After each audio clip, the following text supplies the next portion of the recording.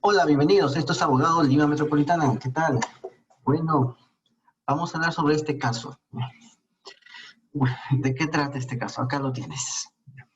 Sucede que tenemos una familia. Tenemos el hijo que se casa con una chica y vive en la casa de su madre, en una casa que es propiedad de su madre. Vive ahí. Viven ahí y sucede que después de 19 años, el hijo decide retirarse del hogar. La madre le entrega. Lo que pasó es que primero se casa con la chica y la madre les da su casa para que la puedan usar y hacer ahí su familia. Y así están 19 años. Tienen 3 hijos y a los 19 años de casados, ya con 3 hijos en la familia, el, el padre, ¿no?, que es el hijo de la dueña, decide retirarse del hogar. Cuando eso pasa, la suegra le mandó una carta notarial a la esposa, que es su nuera, para que desocupe el hogar. Bueno, ¿qué tenía que desocupar? Le pide que desocupe el primer piso, donde está la sala, el comedor y la cocina, y el segundo piso, donde están los 2 dormitorios y el baño. O sea, los 2 pisos. Piden que desaloje esos 2 pisos. Y sucede que empieza la demanda por ocupación precaria.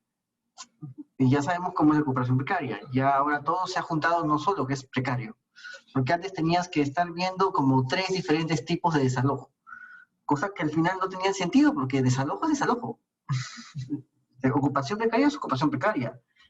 Sí, solamente que como somos muy adeptos a las doctrinas, a colocar nuevos nombres, a subdividir las cosas, a fragmentar los conceptos, habíamos creado un montón de cosas, que al final terminó haciéndolo difícil, haciéndolo más complicado cuando se trata simplemente de un desalojo por ocupación precaria. ¿Por qué estás ahí? ¿En base a qué estás ahí? ¿No? En base a qué estás ahí y si tienes un derecho para estar ahí. De eso se trata, nada más, no de que si el contrato termina, de lograr tal cosa, que si el... No, nada de darle vueltas. ¿Cuál es tu título? ¿Por qué estás ahí? Así de sencillo. Pero habíamos creado nosotros una especie de cuerpo doctrinal que se usaba en los tribunales, hablando de infinidad de formas de desalojo, ¿no? O sea, habíamos hecho eso, ¿no? Entonces, con eso habíamos, a pesar de que la ley estaba hecha de un modo sencillo, habíamos complicado la ley. Pero ahora ya no es así porque hay un nuevo pleno, ¿no? Se dio un nuevo pleno, se dictó jurisprudencia y listo. Ya, ¿qué sucedió acá? Sucedió que la nuera fue demandada judicialmente para que desaloje el lugar, para que desaloje esos 2 pisos. En primera instancia gana Lili, la suegra, la propietaria de la casa. En la segunda gana la nuera y en la casación gana Lili, gana la propietaria de la casa. La pregunta es, ¿por qué ganaría? Cuando yo vi el caso dije, ¿y por qué ganaría la nuera? ¿En base a qué argumentos ganaría la nuera un juicio de desalojo? ¿En qué argumentos usaría ella para evitar que la desalojen? O más bien, ¿qué título usaría ella para evitar ser desalojada? ¿Cuál sería su título? ¿En base a qué? Eso es lo que me llamó la atención. Entonces comencé a investigar y me di cuenta de lo siguiente. La ley establecía esto. Existe algo llamado el usufructo. Son las facultades de usar y disfrutar temporalmente de un bien ajeno. El tiempo te lo dice el dueño del bien, o lo dice el contrato que tengas con el dueño del bien. Eso es el tiempo. Y aparte está el derecho de uso, porque acá habla de el usufructo confiere facultades de usar y disfrutar temporalmente un bien ajeno.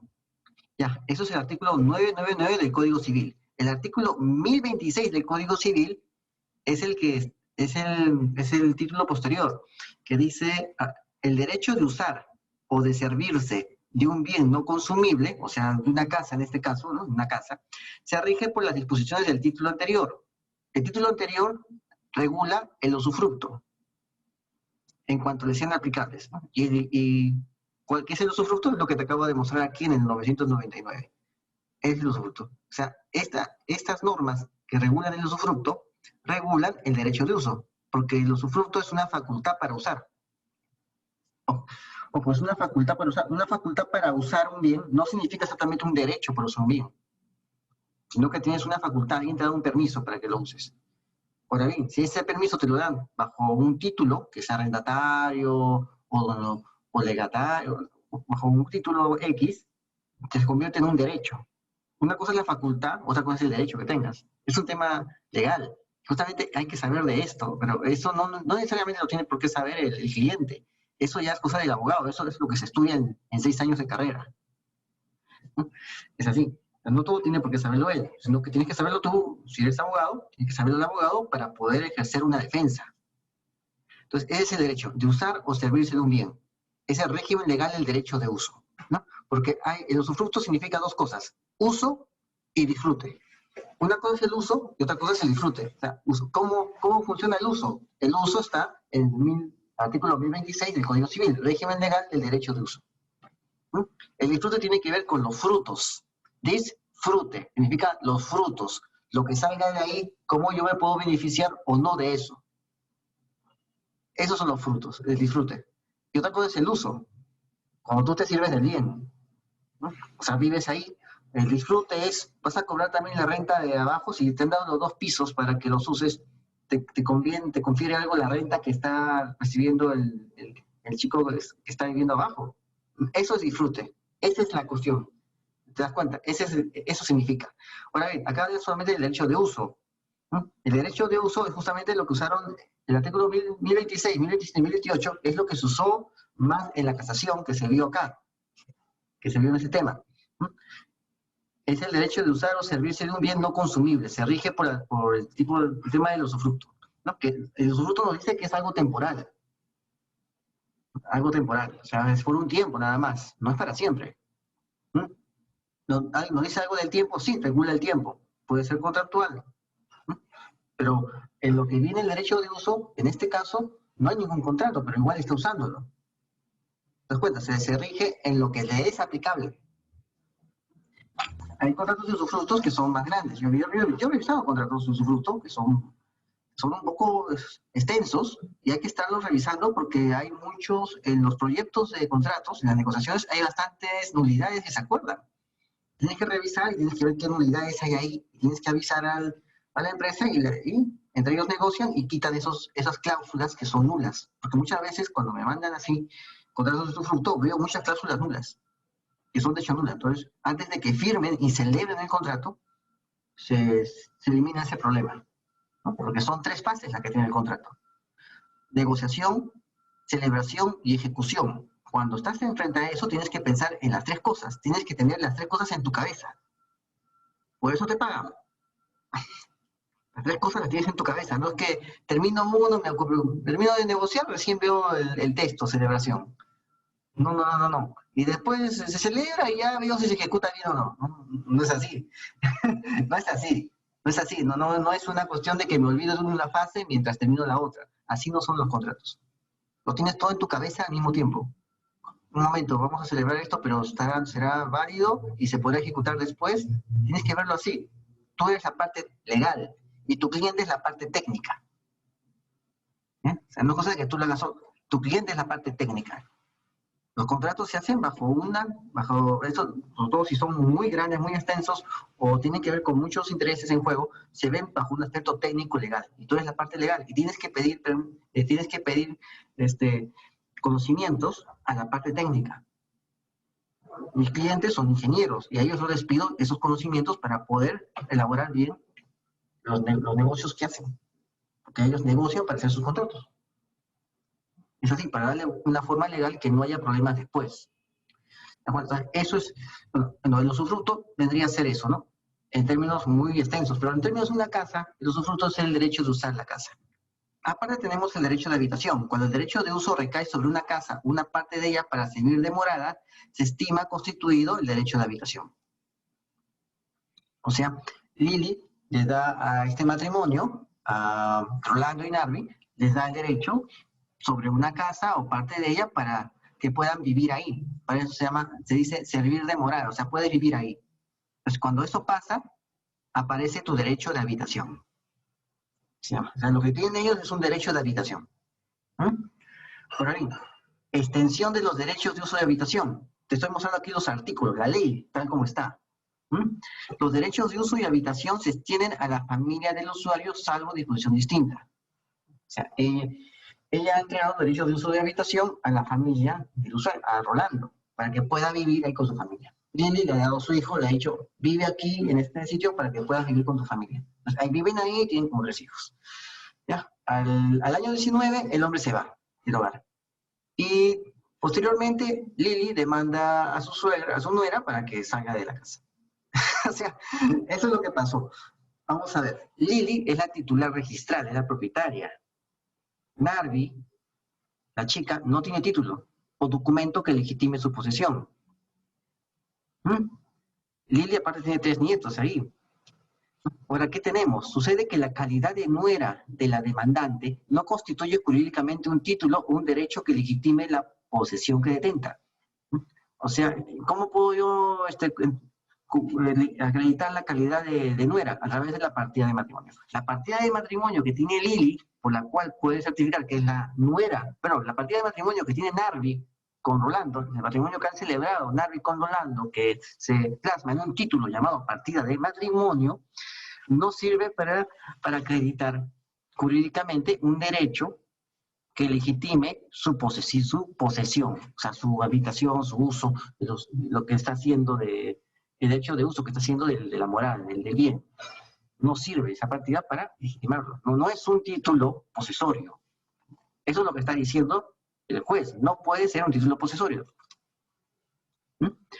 La autorización, entre comillas, la autorización de Narvi o consentimiento proviene, la autorización que tiene Narvi para vivir ahí, en esa casa, o consentimiento proviene del esposo, o sea, el esposo, porque Lili le dijo a Orlando, hijo, ven acá a vivir con tu familia.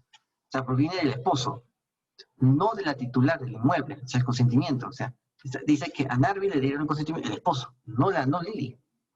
Lili se los dio a Rolando dijo, vamos a vivir acá. ¿Ya? Derechos sucesorios de hijos no son personales, no son derechos personales, ¿no? Porque Larry trató de decir, los derechos de mis hijos son sucesorios porque son los nietos de ella. Son los nietos de Lili, de mi suegra.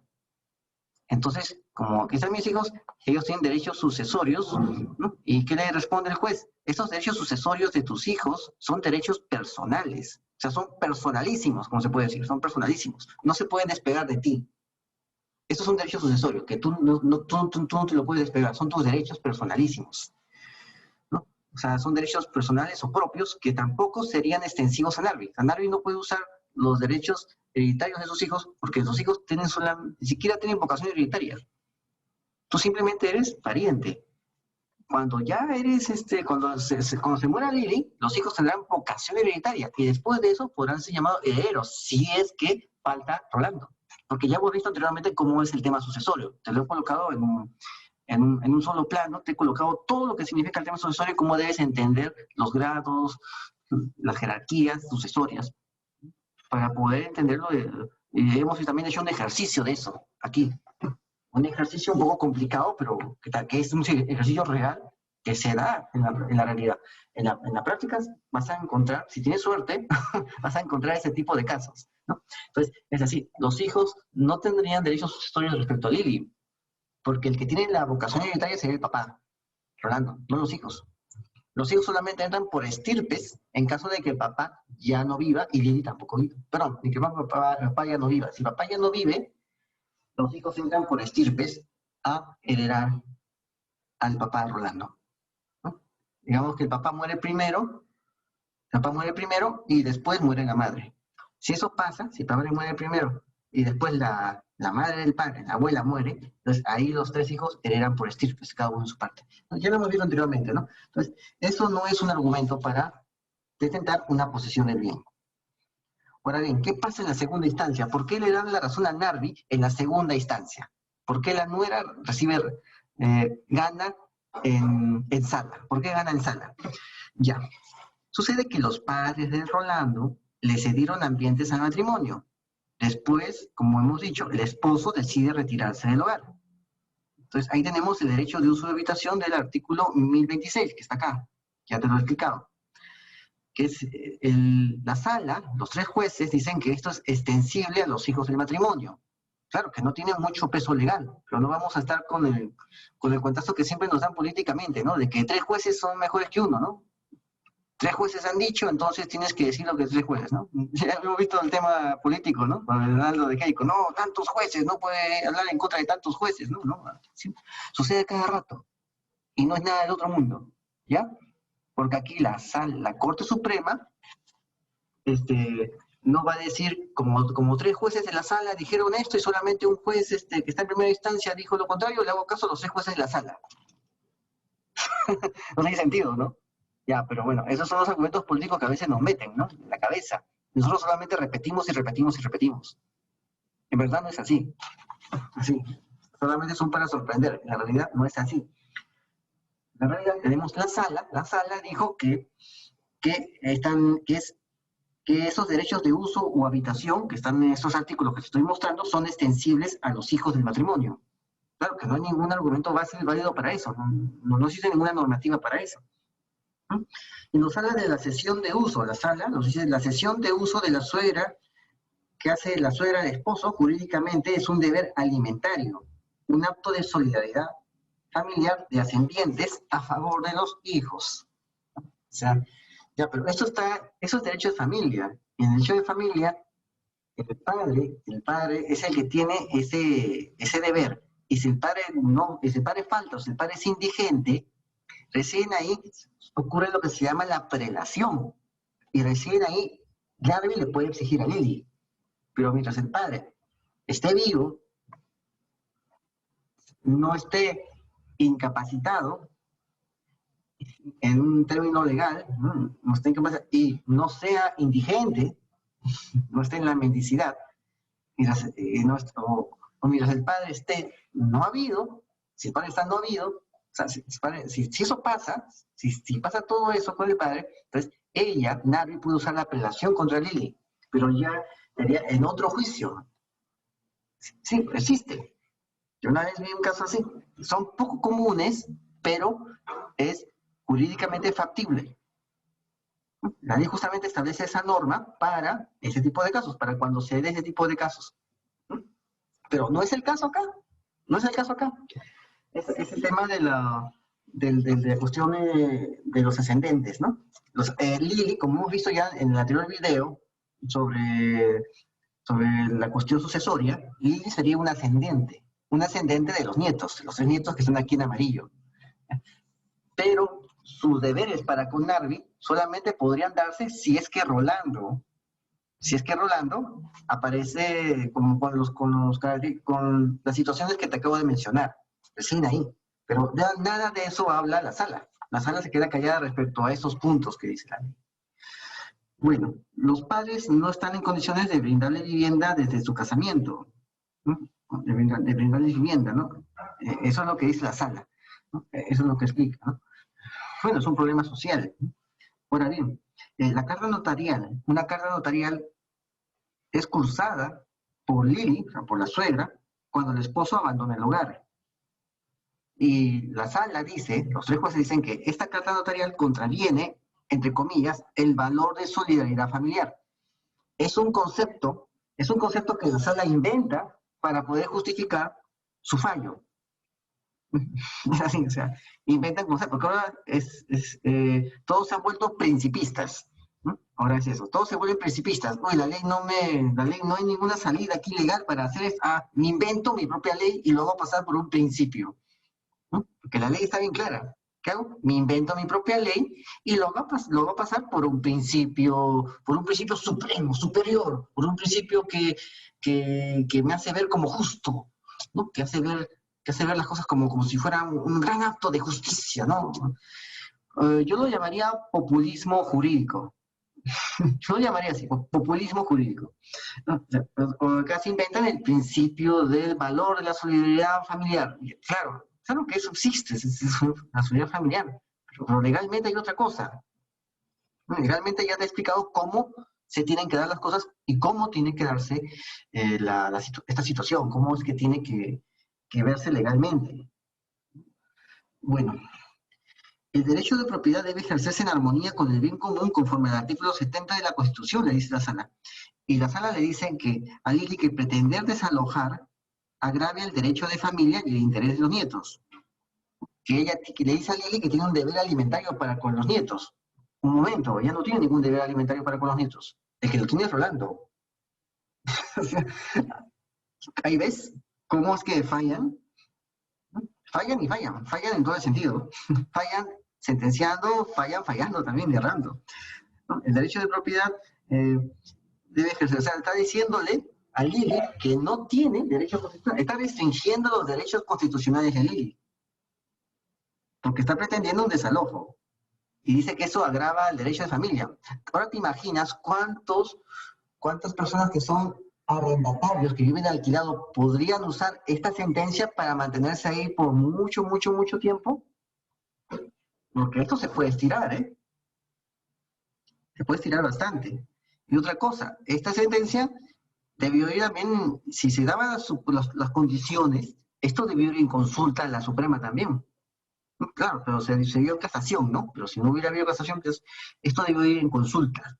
¿Por qué? Porque está estirando derechos constitucionales. Y eso tiene que verlo la Sala Suprema. Tiene que ver qué tan constitucional lo que estás diciendo si invocas la Constitución, ¿no? ¿En verdad es eso? ¿En verdad hay que restringir los derechos constitucionales respecto a la propiedad que tenga Lili por este tema? Hay que hacerlo. Hubiera llegado a consulta, ¿no? Pero se dio una casación, ¿no? Se dio una casación y, bueno, pasó lo que pasó, ¿no? O sea, ¿qué fue lo que pasó? Muy sencillo. Hay un pleno casatorio. El pleno casatorio 2195-2011 de la Corte de Ucayali, que vino de Ucayali, ¿no? Ese caso viene de Ucayali, se vio en un pleno casatorio en la Corte Suprema. Es lo que yo acabo de mencionar anteriormente, los plenos que ha habido, ¿no? Lo que he mencionado al inicio de este vídeo. ¿Qué dice? Una persona tendrá la condición de precaria cuando ocupe un inmueble ajeno, sin pago de renta y sin un título para ello, o cuando dicho título no genere ningún efecto de protección para quien lo ostente, frente al reclamante, por haber extinguido el mismo. ¿No?